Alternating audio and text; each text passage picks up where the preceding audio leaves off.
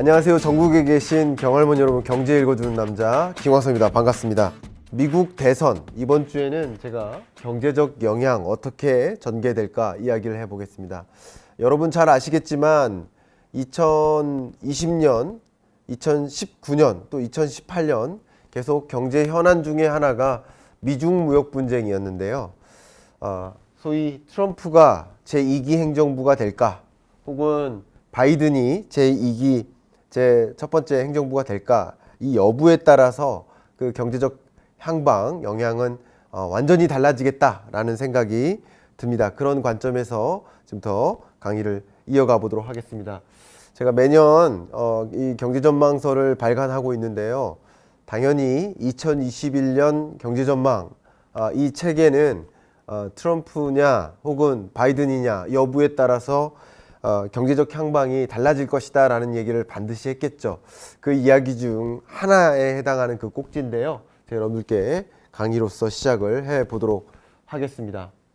자, 보시는 것처럼 트럼프는 소위 코로나19의 충격을 가장 심각하게 작용받은 것은 아닐까, 이런 생각을 해 봅니다. 반면 이제 바이든이라는 새로운 인물이 등장했는데, 물론 코로나19의 충격 때문만은 아니겠지만 여러 가지 면에서 현재로서는 바이든이 더 높은 지지율을 받고 있는 그런 상황이라고 볼 수 있겠습니다. 미국 대선 지지율 추이가 계속 좁혀지지 않은 채 바이든이 우세하게 나오고 있습니다.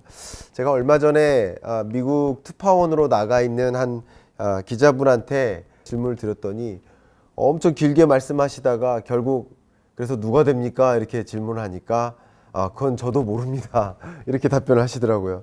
역시 누가 될지는 뭐 저도 모르죠. 누구도 알 수 없죠. 그전에는 호언장담을 하는 버릇이 있었던 것 같아요. 트럼프가 안 된다, 뭐 이런 식으로. 뭐 브렉시트 안 된다. 그러나 그런 어떤 결정이 우리 마음대로 되지 않는 것들을 경험하면서 그런 것을 호언장담하지 못하는 그런 상황에 놓이게 된 것 같아요. 자, 그러면 미국 대선 결과에 따라서 어떤 결과, 향방이 펼쳐질까? 잠깐 제가 일어나 볼까요? 보시는 것처럼 바이든이 소위 여러 지역에 걸쳐서 우세한 모습을 보여주고 있습니다. 그렇죠? 기존에는 2016년만 해도 트럼프가 우세했던 그런 지역마저도 바이든이 더 우세하게 이렇게 나오고 있습니다. 자, 그러면 트럼프와 바이든의 경제 정책, 이것들을 한번 요약해 보면서 어떤 상황일까, 어떻게 이 결과에 따라서 달라질까를 좀 요약해 볼게요. 첫 번째, 트럼프 하면 여러분 기억하실 게 아메리카 퍼스트예요. 자국 우선주의라고 많이 하죠. 미국이 우선이에요. 대신 중국뿐만 아니라, 물론 중국이 주요 전쟁의 표적이 되고는 있지만 중국뿐만 아니라 다른 국가들도 다 같이 위협받고 있는 것도 사실이에요.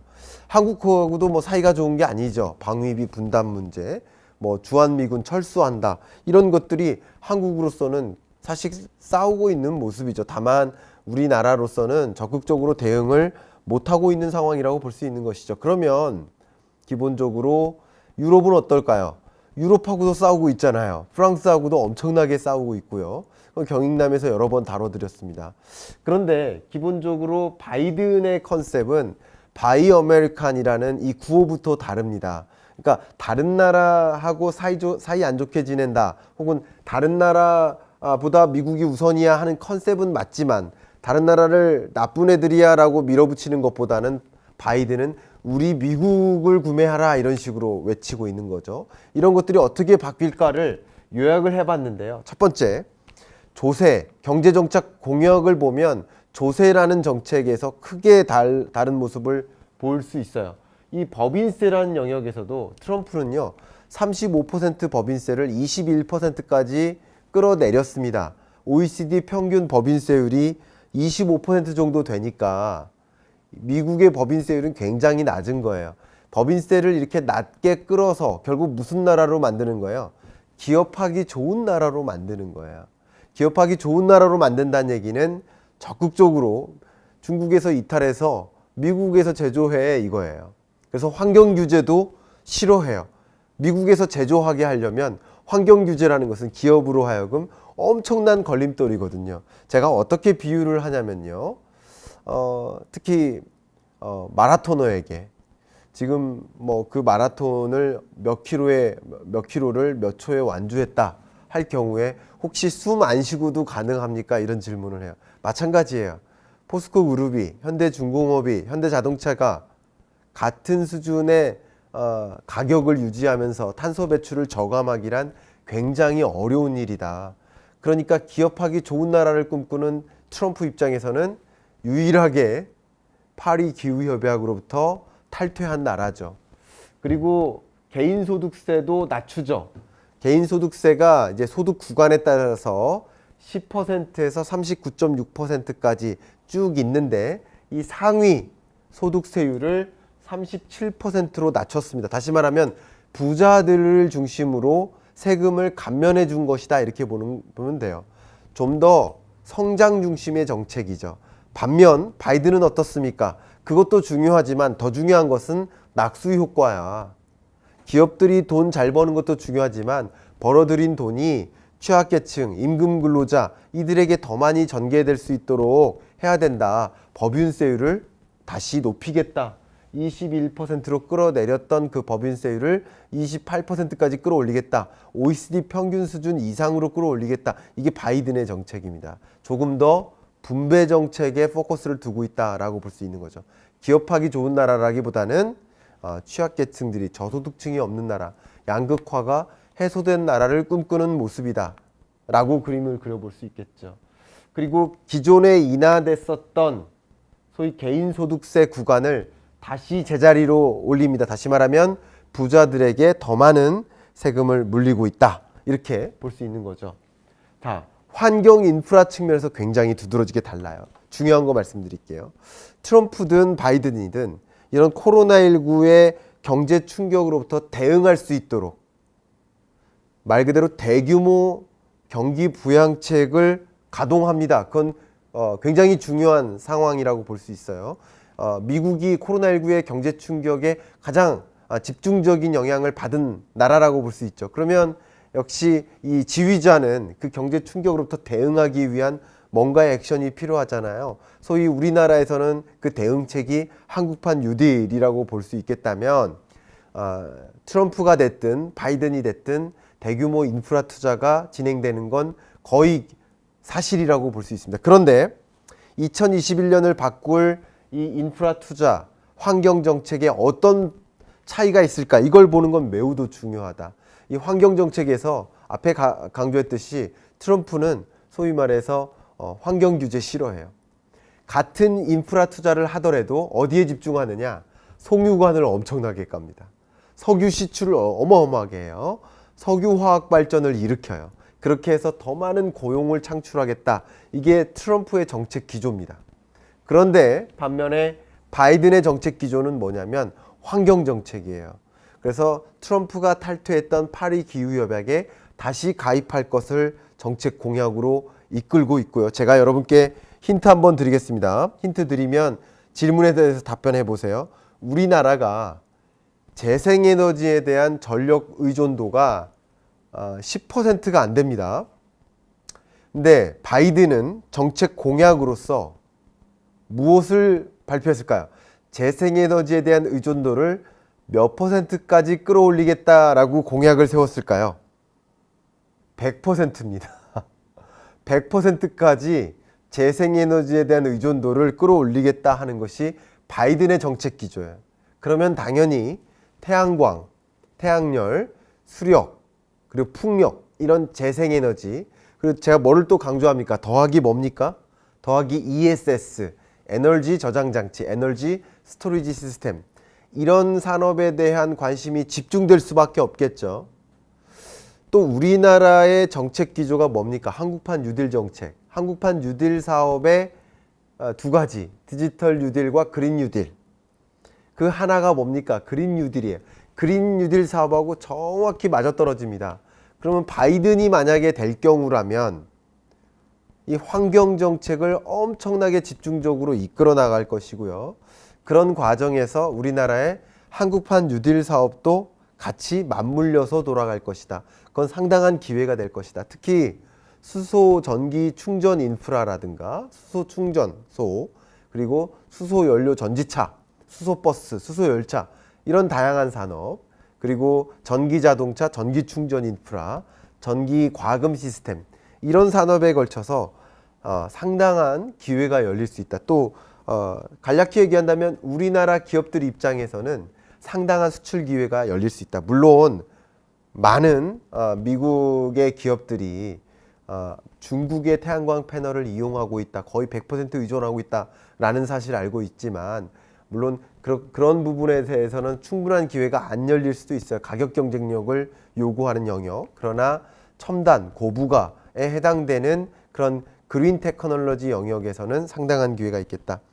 제가 만약에 바이든이 되는 것으로 결정이 내려진다 그러면 여러분께 제가 오늘 내일 투자하고 빼고 하시라는 말씀은 안 드리지만, 중장기적인 투자 의사결정을 한다면 이 신재생에너지 산업 이런 영역에 대한 중장기적인 투자 의사결정은 필요할 수 있겠다라는 것을 강조하고 싶습니다.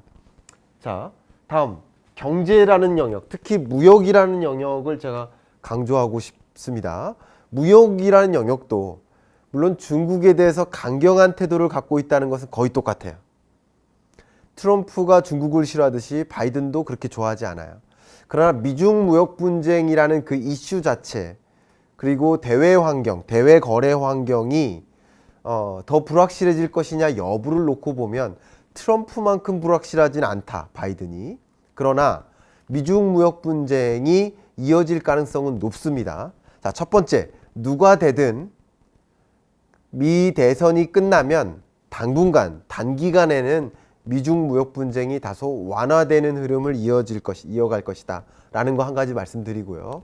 다만 단기적인 시점을 좀 지나면 중장기적으로 미중 무역 분쟁은 계속 갈 텐데요. 누가 되든 미중 무역 분쟁은 단기간 안에는 조금 완화되는 흐름을 보일 거예요. 트럼프가 될지라도. 왜냐하면 트럼프 입장에서는 이 미중 무역 분쟁, 그리고 코로나19 이후의 경제, 이런 경제 충격을 회복시키는데 뭔가 가시적인 성과를 내줘야 되기 때문에 그러하리라고 봅니다. 다만 중장기적으로는 미중 무역 분쟁이 지속될 것이라고 보고 있는 건 누가 되든 똑같습니다. 다만 미중 무역 분쟁의 방향이 전혀 다릅니다. 트럼프는 무슨 전쟁을 펼쳐요? 관세 전쟁을 펼치죠. 또 공급사슬 전략을 펼쳐요.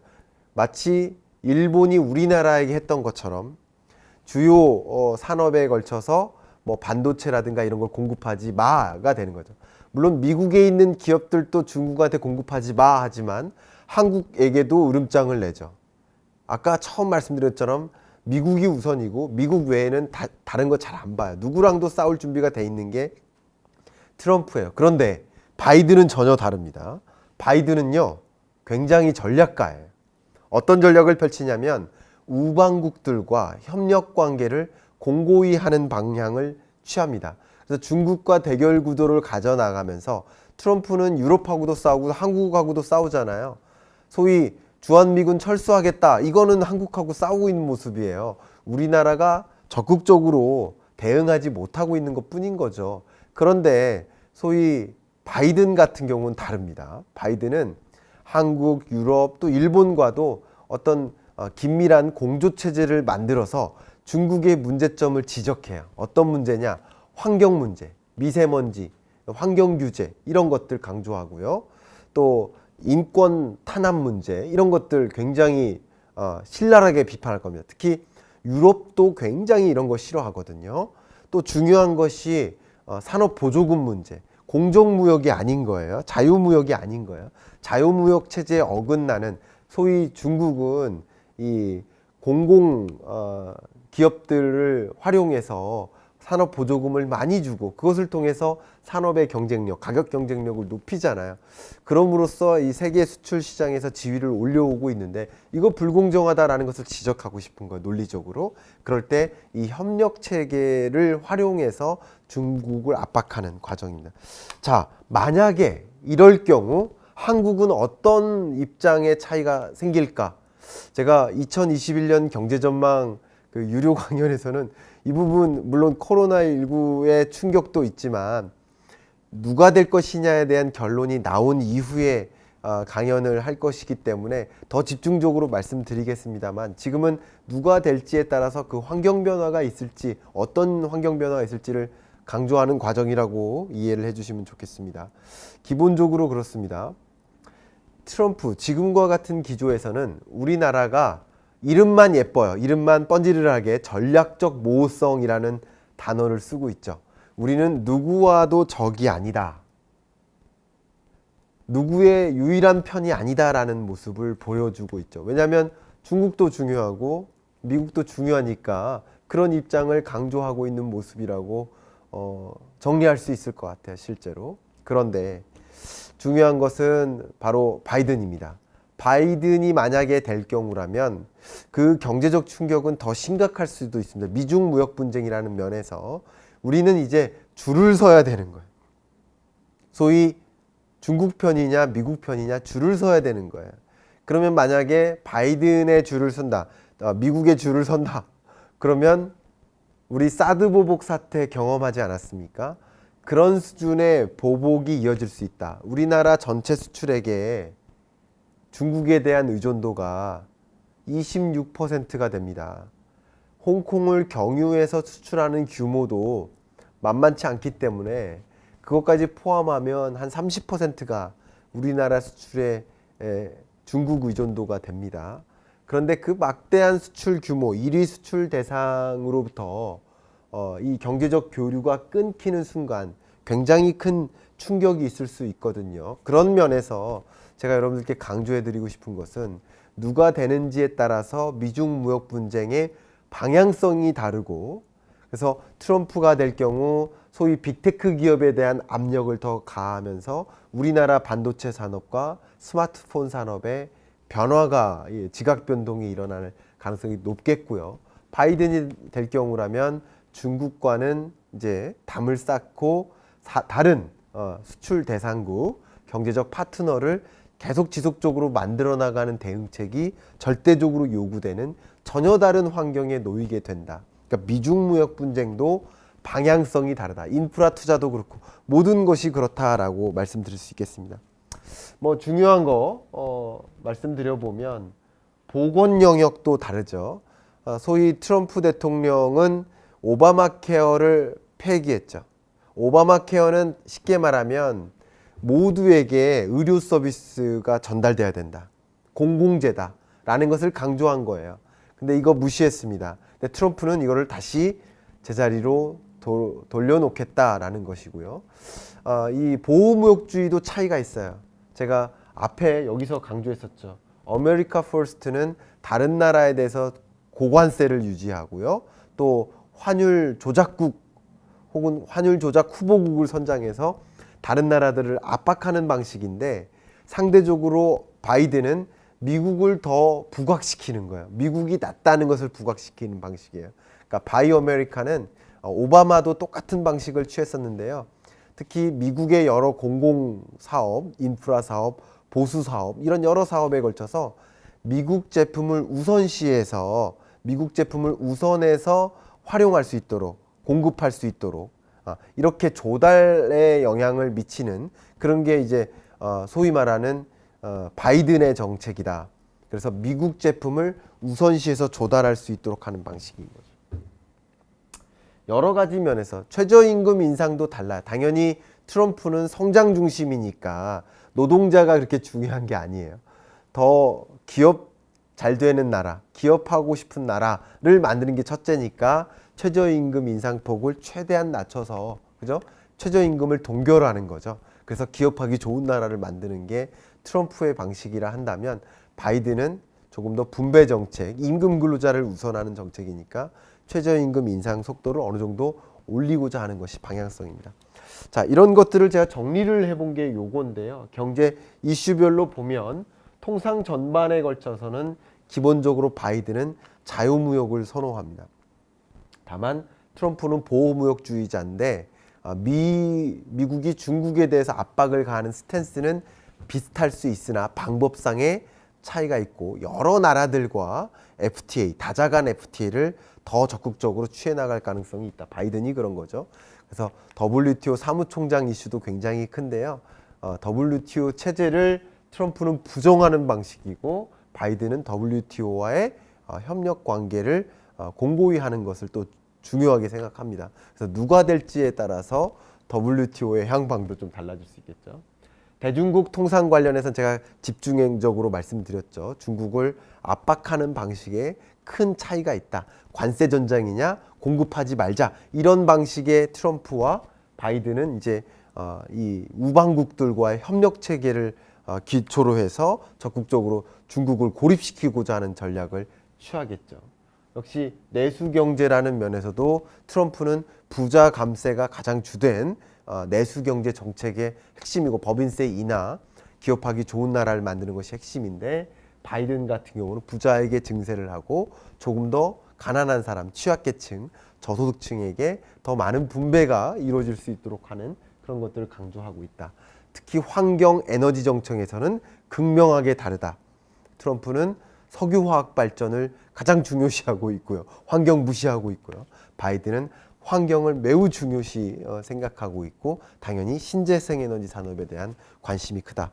누가 될지에 따라서 경제적 향방은 완전히 달라지고요. 제가 2021년 경제전망 유료 강연 때는 당연히 누가 될지가 결정이 됐기 때문에 그것에 따라서 어떤 시나리오가 펼쳐질지를 중점을 놓고 여러분들께 더 설명할 수 있는 기회를 만들어 보도록 하겠습니다. 제 경제 읽어주는 남자 네이버 블로그에 들어오시면 이벤트를 하나 하고 있습니다. 2021년 경제전망책을 구매하신 분께 2020년 경제전망책을 송부해드리는 이벤트를 하고 있습니다.